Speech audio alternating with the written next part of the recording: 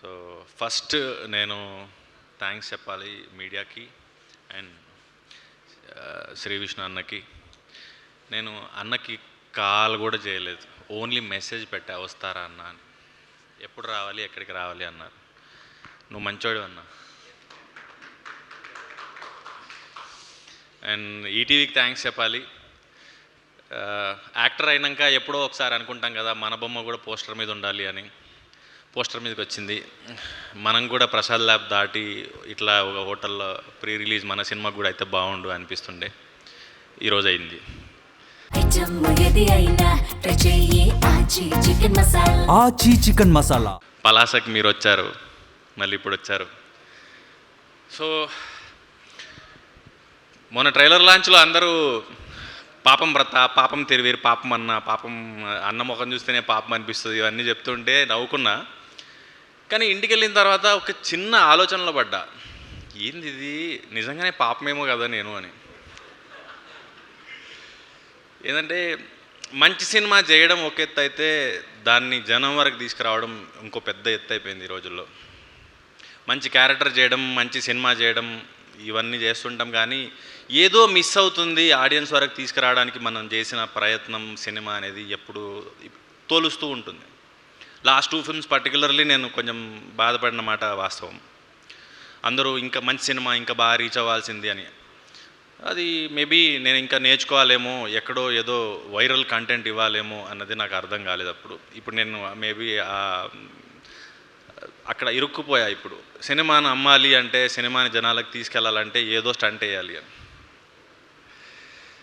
Last film pre వెడ్డింగే దానికి example. Media support చేసింది, review writers, critics, audience అందరూ యునానిమస్గా మంచి రేటింగ్స్ ఇచ్చారు, చాలా బాగా పొగిడారు. కానీ జనానికి తెలిసే లోపే థియేటర్లోంచి వెళ్ళిపోయింది. ఓటీటీలో బాగా ఎంకరేజ్ చేశారు, చాలా రిపీటెడ్గా చూశారు, జీవాలు చాలా హ్యాపీగా ఉన్నారు, నాకు మళ్ళీ ఏదైనా నా నెక్స్ట్ సినిమా తీసుకుందాం అనుకుంటున్నారు. ఇదంతా అవుతుంది, కానీ సింగిల్ స్క్రీన్స్ నుంచి వచ్చిన ఏజ్, ఆ ఎక్స్పీరియన్స్ చూసిన వాళ్ళం కదా. సో థియేటర్లో సినిమా ఆడితే బాగుండు అనిపిస్తుంది. అండ్ ఆల్రెడీ దెబ్బతిన్నాం కాబట్టి ఈసారి మరి సినిమాని జనానికి తీసుకెళ్లాలంటే ఏం చేయాలి అనిపించినప్పుడు ఇట్లే అడుగుతుంటా ఫ్రెండ్స్ని, వెల్ విషర్స్ని, తెలిసిన వాళ్ళని, ఏం చేస్తే జనానికి నా సినిమా తెలుస్తుంది అని. ఒక్కొక్కటి ఐడియా ఇస్తుంటారు కదా. లౌడ్గా, కాన్ఫిడెంట్గా, అగ్రెసివ్గా మాట్లాడు జనానికి తెలుస్తుంది అని. నా బాడీ లాంగ్వేజ్ అది కాదు, నాకు రాదు. అండ్ సింపతిది ఏదన్నా డ్రామా అసలు నాకు వద్దే వద్దు, దాని మీద వచ్చే ఆడియన్స్ అసలు వద్దే వద్దు. అండ్ ఇంకొకరు కూడా చెప్పారు ఏంటంటే ఏదైనా కాంట్రవర్షియల్గా మాట్లాడు అని.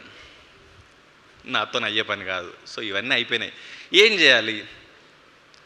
Question mark. మళ్ళీ నాలా చాలామంది యాక్టర్స్ ఉండొచ్చు, మంచి సినిమా చేయాలి, మంచి యాక్టింగ్ చేయాలి, కానీ ఎలా సినిమాని జనం వరకు తీసుకెళ్ళాలి, ఎలా అమ్మాలి, ఎలాంటి స్టేట్మెంట్స్తో, కాంటెంట్తో, వైరల్ కాంటెంట్తో సినిమాని జనాల్లో ఉంచగలుగుతాం ఆ పర్టికులర్ టైంలో అన్నది చాలామందికి తెలియపోవచ్చు.